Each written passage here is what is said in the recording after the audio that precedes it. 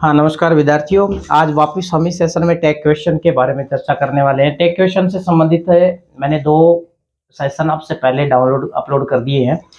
तीसरे सेशन के अंदर हम इस तीसरे भाग में टैग क्वेश्चन के बारे में और 2-3 छोटी-छोटी बातें होती है, उसके बाद में टैग क्वेश्चन कंप्लीट बन जाता है अपना, ठीक है ना। हालांकि अपने को साधारण जो बातें थी वो हमने सीख ली थी। ये आपके पास स्टेटमेंट होता है और स्टेटमेंट के आगे तुरंत बाद में आपको टैग बनाना होता है, जिसमें मैंने ये सीखा था अगर स्टेटमेंट आपका पॉजिटिव है तो टैग नेगेटिव बनेगा और स्टेटमेंट नेगेटिव है तो टैग पॉजिटिव बनेगा, ठीक है ना। और टैग कैसे बनता है वो भी हमने जान लिया था कि सबसे पहले आपको इस स्टेटमेंट से हेल्पिंग वर्ब लेनी होती है, इसके तुरंत बाद में आपको सब्जेक्ट के प्रोनाउन फर्स्ट फॉर्म या सब्जेक्टिव केस में प्रोनाउन लेके आनी होती है, ठीक है।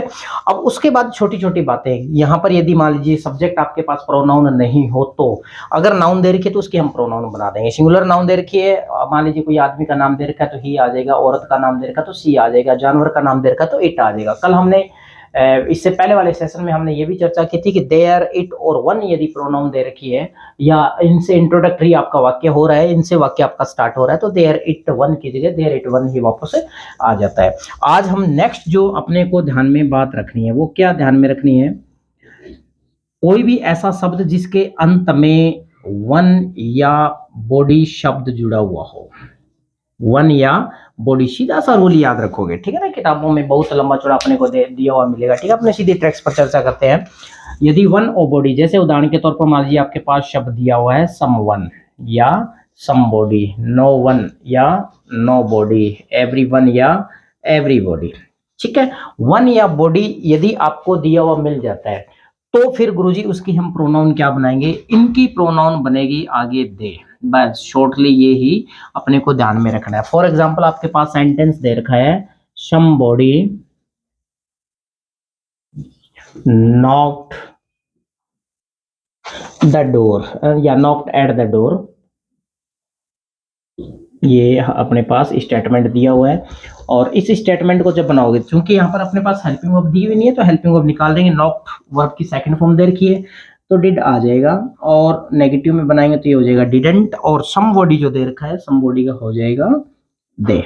ये होगी कंडीशन क्लियर। मतलब सब्जेक्ट के स्थान पर कोई भी ऐसा शब्द आपको दिया मिल जाए जिसके अंत में वन या बॉडी दिया हुआ हो तो आप उसकी जो प्रोनाउन बनाओगे वो दे बन जाएगी, ठीक है, क्लियर। इसके बाद दूसरी बात अपने को क्या ध्यान में रखनी है, ये तो आपका अगला ये नियम हो गया। दूसरी बात अपने को जो ध्यान में रखनी है वो होगी, यदि किसी भी शब्द के साथ में जैसे वन और बॉडी जुड़ा हुआ था, ठीक उसी तरह से यदि कोई भी शब्द दिया हुआ जिसके साथ में क्या जुड़ा हुआ मिल जाए आपको, थिंग जुड़ा हुआ मिल जाए, जैसे नथिंग, एवरीथिंग, एनीथिंग, समथिंग, ठीक है, तो फिर उसका अपने को प्रोनाउन क्या बनाना है, तो सीधा ट्रिक ध्यान में रखोगे, उसकी जो प्रोनाउन बनेगी वो क्या बन जाएगी, इट बन जाएगी, क्लियर। थिंग की प्रोनाउन आपको इट बनानी है, वन और बॉडी यदि जुड़ा हुआ है तो उसकी प्रोनाउन दे बनानी है। ये तो हो गया क्लियर, ठीक है। अब इसके बाद में कुछ ऐसे सेंटेंसेस आपको दिए मिलेंगे जिनके अंदर सब्जेक्ट आपके सामने नहीं होगा, ठीक है ना। और वो सेंटेंसेस कौन से होते हैं, वो वाक्य कौन से होते हैं, उनके बारे में मैं सीधी सी चर्चा कर दूं यहाँ पर, ताकि अपने लेंथी वीडियो न बने और ज्यादा अपने को सोचना न पड़े। ऐसा कोई भी सेंटेंस जिसको इंपेरेटिव सेंटेंस की कैटेगरी में डाला गया है, इंपेरेटिव सेंटेंस यदि वो दिया हुआ हो तो फिर उसके लिए अपने को क्या करना है, क्योंकि अपने जानते हैं इंपेरेटिव सेंटेंस 4 टाइप से स्टार्ट होते हैं। पहला टाइप है आपका सेंटेंस वर्ब की फर्स्ट फॉर्म से शुरू होगा। दूसरा जो टाइप है उसके अनुसार आपका सेंटेंस डू नॉट से स्टार्ट होता है। तीसरा जो अपना टाइप है उसके हिसाब से आपका सेंटेंस स्टार्ट होगा प्लीज या काइंडली से। और चौथा जो टाइप है उसके अनुसार आपका वाक्य शुरू होता है लेट से, ठीक है। तो चाहे वाक्य आपका वर्ब की फर्स्ट फॉर्म से स्टार्ट हो, डू नॉट से स्टार्ट हो, प्लीज या काइंडली से स्टार्ट हो, और या फिर लेट से स्टार्ट हो, तो इसका जब भी आप टैग बनाने की कोशिश करो तो सीधा सा याद रखना, इनका जो टैग बनता है वो बनता है विल यू या वॉन्ट यू, विल यू या वॉन्ट यू। अब मैं सीधा सा इसको डिस्क्राइब कर दूं, यहाँ पर वर्ब की फर्स्ट फॉर्म से यदि आपका वाक्य स्टार्ट है, आप विल यू करोगे तो भी सही है, वॉन्ट यू करोगे तो भी सही है, दोनों ही आंसर सही है यदि आपका सेंटेंस वर्ब की फर्स्ट फॉर्म से स्टार्ट हो। एक एग्जांपल जैसे मैंने यहाँ पर लिख दिया रीड दिस बुक केयरफुली, एक छोटा सा लिख दिया रीड दिस बुक, उसके बाद में अपने को टैग बनाना है। तो इसका जो टैग है, चूंकि अपने को पता है वर्ब की फर्स्ट फॉर्म से स्टार्ट है, ये इंपेरेटिव सेंटेंस है, तो इसका टैग विल यू और वांट यू दोनों ही सही रहेगा, क्लियर।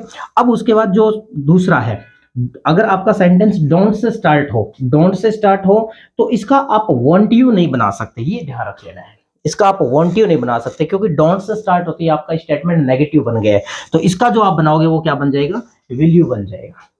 क्लियर। इसी तरह से मान लीजिए यदि आपका सेंटेंस प्लीज या काइंडली से स्टार्ट हो, प्लीज या काइंडली से स्टार्ट हो तो दोनों ही बन जाएंगे, विल यू भी बन जाएगा और वांट यू ही बन जाएगा, दोनों ही इसके आंसर आपके सही रहेंगे।